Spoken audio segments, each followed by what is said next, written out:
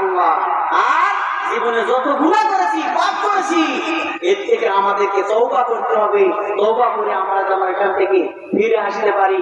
নয়তো মুসিবতের দিনে, যেদিন কিয়ামতের ময়দান কায়েম হয়ে যাবে, মানুষ যখন সচক দিয়ে দোজখ বেহেশত সবকিছু দেখবে, সেদিন কিন্তু মানুষ আফসোস করে বলতে থাকবে।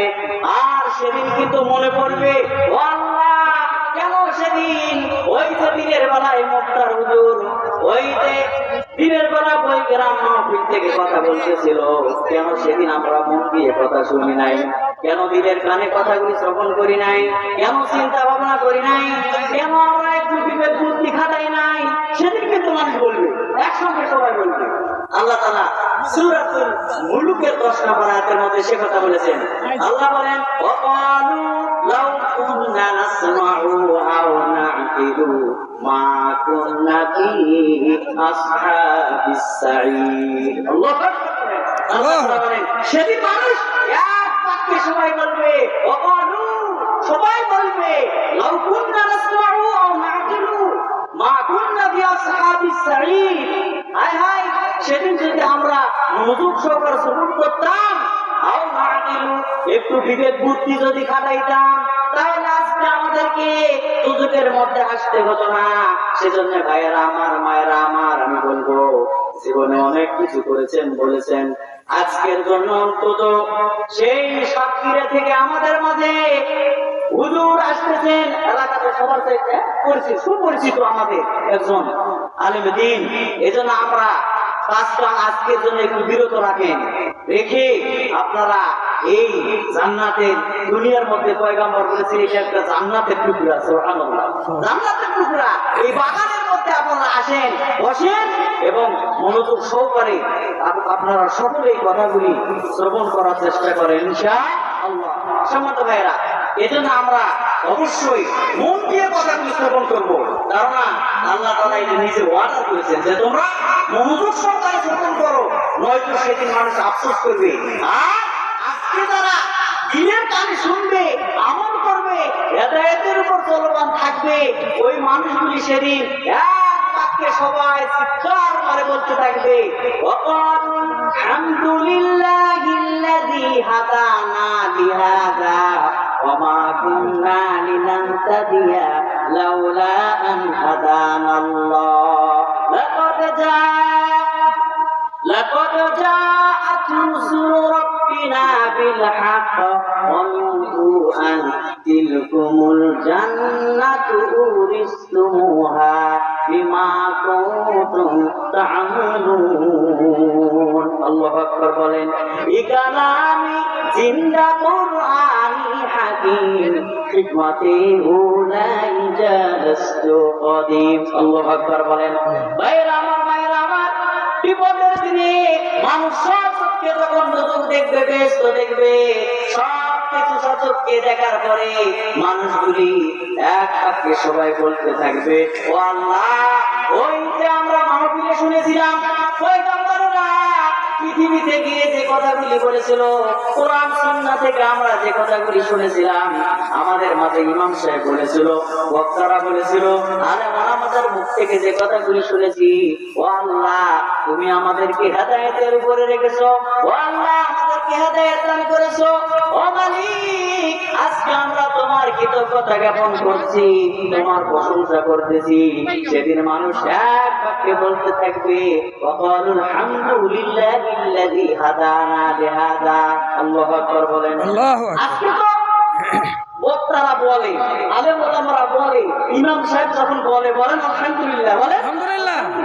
সেদিন কিন্তু, সেই সময় কিন্তু আমরা বলি, ঠিক না? কত মানুষ আমাদের মধ্যে আছে যে নিজের থেকে বলে, কিন্তু সেদিন কোন ঘোষণাকারী ঘোষণা দিবে না, সবকিছু দেখবে আর ইমানদাররা বলতে থাকবে। কোরআনুল কারীমে সূরাতুল আরাফের মধ্যে আল্লাহ বলেছেন, এই হাফিজিয়া কোরআনের 8 নম্বর পারা 15 নম্বর পৃষ্ঠার শুরুতে আছে, আল্লাহ বলেন, সেদিন এক বাক্যে মানুষগুলি বলতে থাকবে, ওয়ানাদা আসহাবুল জান্নাতি আসহাবান নারি আন ক্বাদ ওয়াজাদনা মা ওয়া'দানা রাব্বুনা হাক্কান ফাহাল ওয়াজাদতুম মা ওয়া'দা রাব্বুকুম হাক্কান। আল্লাহু আকবার বলেন। সেদিন জান্নাতীরা বলবে জাহান্নামীদেরকে, দুই পক্ষের দুই দলের লোকের কথা হবে, একে অপরের সঙ্গে কথা হবে। আজকে যারা আমার রবকে ভুলে যারা দূরে থাকতেছে, সেদিন কিন্তু জান্নাতীরা বলবে, ওই যে দুনিয়াতে কথা হইতেছিল, কোরআন সুন্নাহ থেকে আমরা শুনেছিলাম, পয়গম্বরেরা পৃথিবীতে আমাদেরকে যে মেসেজ দিয়েছিল, তারা সত্য বলেছিল, সত্য বলেছিল। ওয়াদাল্লাহিল হক, আর আল্লাহ তাআলা যে ওয়াদা দিয়েছিল, সেই ওয়াদা সত্যি সত্যি আজকে পূর্ণ হয়ে গেছে। তোমাদেরকে যে ওয়াদা দেওয়া হয়েছিল, তোমাদের ওয়াদাটা কি পূর্ণ হয়েছে? ভাইরা আমার, সেজন্য দিল দিয়ে আমাদেরকে কথা শ্রবণ করা লাগবে, অন্তর থেকে আমাদেরকে কথা শ্রবণ করা লাগবে, মন দিয়ে আমাদেরকে শ্রবণ করতে হবে। যদি আমরা দিলের কানে মন দিয়ে যদি আমরা শ্রবণ করতে না পারি, যদি দিলের কানে শুনতে না পারি, তো কিয়ামতের দিন বড় আফসোস হবে। আর মানুষ বলবে, ও আল্লাহ, কেন সেদিন আমরা মনোযোগ সহকারে কথা শ্রবণ করি নাই? যদি আমরা শুনতাম, তাহলে এই সাইর নামক এই দুজকে আমাদেরকে আজকে আসতে হতো না। এজন্য আমরা সকলেই একটু অবসর হয়ে দিলের কানে আমরা কথা শ্রবণ করব। আর এই যে ইমাম সাহেব যে আমরা যে সালাত আদায় করি, সালাতের মধ্যে শুরুতে কোন সূরা পড়ি?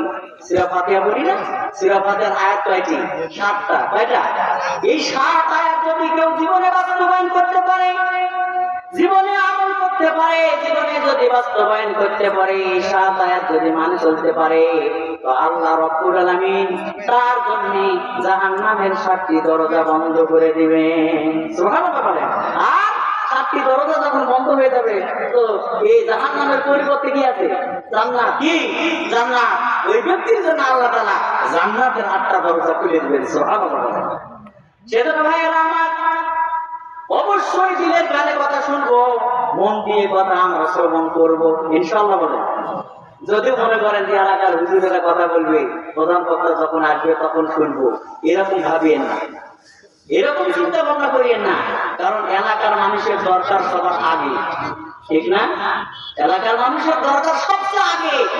মসজিদের ইমাম সাহেবের বক্তব্য যদি 52 সপ্তাহ শুনতে পারেন, আজকে 1 ঘন্টা শুনতে পারবেন না? পারবেন না? অবশ্যই লাগবে। কিন্তু আমাদের সমাজে একটা ব্যাপার আছে, বুঝছেন? ব্যাপারটা হলো 3 ব্যক্তি দাম দিতে চায় না। কয় ব্যক্তি? 3 ব্যক্তি। 1 নম্বর আছে মা, 2 নম্বর আছে গাঁও, আর 3 নম্বর আছে বউ। বুঝেন নাই? মা বলে, এটা তো আমার ছেলে, এটা তো আমার ছেলে, ও কত বড় হুজুর হোক আর কত বড় অফিসার হোক, কিন্তু স্যার বলবে না, বলে নাকি?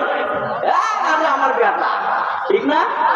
আর গ্রামের লোক দাম দিতে চায় না, গ্রামের তো আমাদেরই তো ছেলে, এটা তো আমাদেরই হুজুর, আমরা তো সবসময় কথা শুনি, এরকম বলে। আর বউ, আরে বাপ রে বাপ, আপনি যত বড় পীর হন, বউ পায় তুই তো ছিল, তুই তো ছিল, তুই কি তো ছিল, এই আরে মাছ করি না। ও যত বড় অফিসার হোক, বাড়িতে বউয়ের কাছে গেলে চলে না। ফেরাউন এত বড় গাছের মানুষ, হ্যাঁ, বিবির কাছে গিয়ে খাবো, বলছে আগে থেকে আমি একে পান পাই। ওই যে ঘটনা, ওগুলো আমি বলতেছি না। তো মুসা আলাইহিস সালামকে বাড়িতে আনছেন, হ্যাঁ, নদী থেকে তুলে আনছে, কে আছে না? তো বলছে যে এটা কি এক হত্যা করতে হবে, তাই না? আমি একে ভালো, চুপ করতো, তাহলে চুপ হয়ে গেছে। বইয়ের কাছে সবাই খাবে, বউ কিন্তু দাম দিতে চায় না। ছোট্ট একটা ঘটনা মনে পড়ে গেল।